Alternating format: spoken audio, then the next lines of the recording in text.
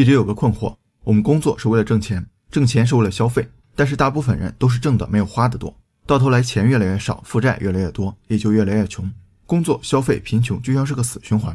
前段流行一个新词汇，新穷人，就是表面光鲜亮丽，高学历、高收入，当然也高消费，工作年限越来越长，卡上存款一点没涨，甚至是债台高筑，拆东墙补西墙。被说中的小伙伴可以弹幕1。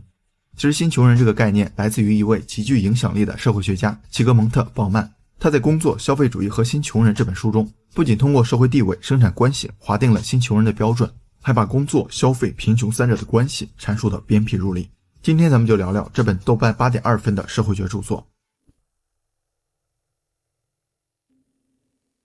我们先把时间线拉回到蒸汽机出现后的工业社会早期，那时候工业生产占据了主导地位，需要大量的劳动力，但是人们在农业社会一直是家庭作坊的形式，张三打铁，李四织布，摊子虽小那也是事业啊，自己的每一份劳动收益都是可见的，所以有价值感和成就感。现在要把人从家里拉到原型监狱一样的大厂房里，干什么活什么时候干，拿多少钱都得听别人的，这搁谁都不愿意，对吧？为了解决这个问题，工作伦理就出现了。工作伦理本质上就是一条戒律，就是说工作即正义，不工作不仅是不道德的，还是一种罪恶。当然这个工作必须是被认同的，就是在工厂主一系列规则的约束下，拿劳动换报酬的工作。上层阶级希望通过这种方式把劳动者教导成只服从不思考的工作机器，什么人权、自由、个性，这些平时被赞扬的人类美德，到了劳动者身上就变成了罪恶。鲍曼觉得工作伦理发挥了一石二鸟的作用，一方面解决了迅速发展的工业化所需的劳动力问题，解决了早期资本主义最重要的将劳动力转化为商品的难题，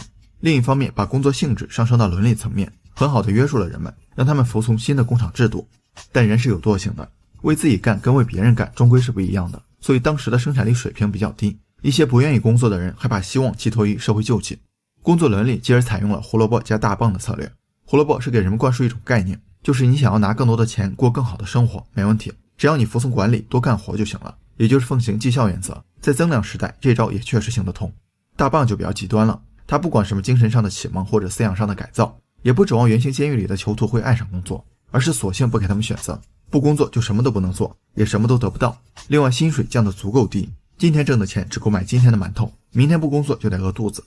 就这样，资本家通过工作伦理把不合理的要求变成了当时的主流价值观，人们改掉了原有的生活习惯、喜好和欲望，变成了流水线上的工作机器。而且不管生活多悲惨，只要是通过工作换来的，都有一种道德优越性。工作高贵的伦理光环赦免了血汗工厂的半奴隶制，洗净了资本主义原始积累的肮脏毛孔。鲍曼把这个时期称为生产者社会，工作决定了人们的社会地位，但到了现在情况不一样了。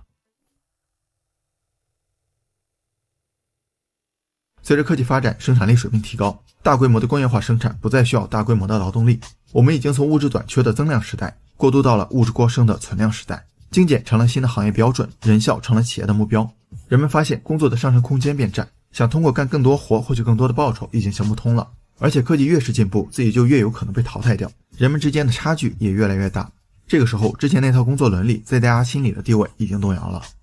存量时代的目标是消耗，而消耗就是吃穿用度这些消费行为，所以鲍曼把现在定义为消费者社会。跟生产者社会通过社会分工来塑造其成员的方式不同，消费者社会要求人们以消费能力和意愿参与其中，就是说幸福生活不在流水线上了，而是在超级市场里。谁能在远远过剩的商品中任意挑选不断购买，谁就能得到社会的尊重，而且消费的越多，他的社会地位就越高，也就越幸福。消费者社会的高明在于，每个参与其中的消费者都觉得自己掌控了一切，但是他们不知道生产者社会定下的规则到这里已经没有了规则。工作伦理学演变成了大家更愿意接受的消费美学，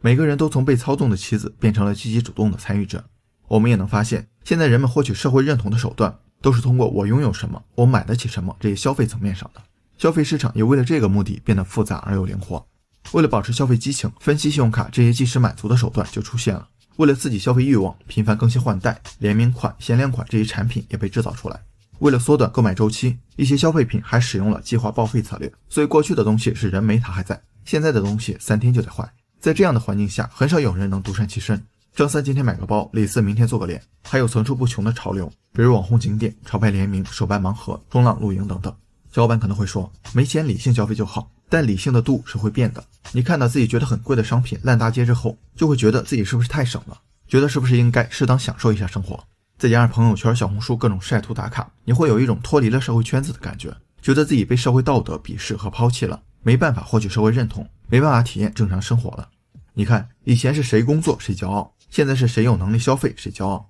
反过来，以前没有工作被社会道德鄙视，生活悲惨的人被称为穷人，而现在是没有能力消费，或者在消费行为上选择性比较少的人被称为新穷人。贫穷不仅限于物质匮乏和身体上的痛苦，它也是一种羞愧感和负罪感的心理状态。想要成为一个合格的消费者，你开始想要拼命工作换取更多的报酬，虽然你也不清楚这能不能带来更多报酬，但大家好像都是这个样子，慢慢的就卷起来了。所以新穷人承受着工作和消费的双重压力，不工作会被社会道德鄙视，工作了不消费还是被鄙视，结果就是挣钱花钱再挣钱，挣得多花的也多。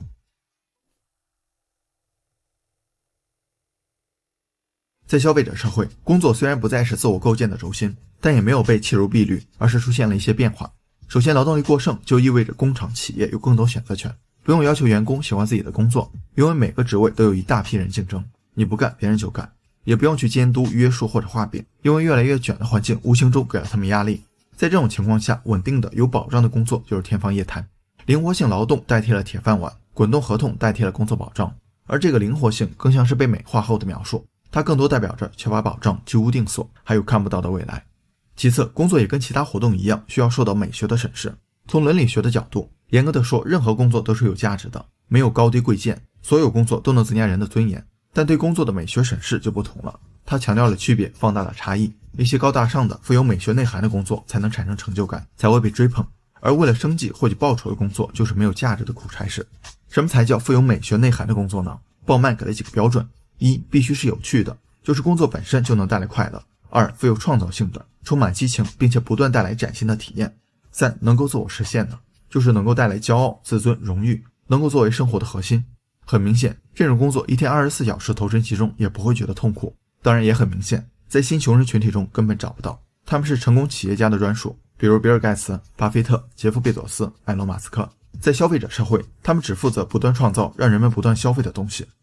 最后，失业这个概念也随着每一次经济周期的轮回发生着变化。一般我们觉得失业是经济放缓的暂时表现，过了这段时间，工作就纷至沓来，所有人都能充分就业。但鲍曼发现，就业水平从来没有在连续萧条之后恢复过，再加上经济发展之路转向了用更少的劳动力完成更多的工作，这种无情的累加推动了范式转变的产生，失业就逐渐被过剩取代了。跟失业不同，过剩就是多余的、编外的、不被需要的。鲍曼对这一现象批判的更为直白，过剩的人没法增加社会财富，增加的只是社会负担，仿佛在消费者社会没了他们，经济反而会更好，所以他们会一直被排除在经济活动之外。结果就是新穷人努力做着不符合美学的工作，力求在消费市场上有更多选择，获取社会认同，但收入不稳定，收支不平衡，让他们没办法在工作上有更多话语权，只能忍受高强度的加班、领导的压榨。毕竟一旦失业就可能沦为过剩的人，所以我们经常听到同事抱怨辞职不干了，但真正敢把辞职信扔到老板脸上的寥寥无几。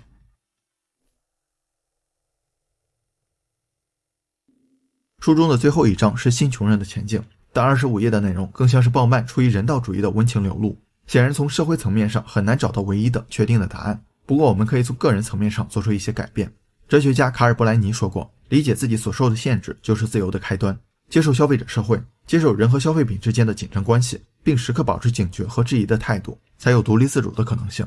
我们也不必把生活过得浮躁，欲望是无限的，能力是有限的，二者的落差就是沮丧、焦虑、不愉快的根本原因。艾比克泰德说，困扰我们的不是事物本身，而是我们对其重要性的理解。我们可以把关注点从外界转向内心，穿过物质的海洋，寻找真正重要的东西。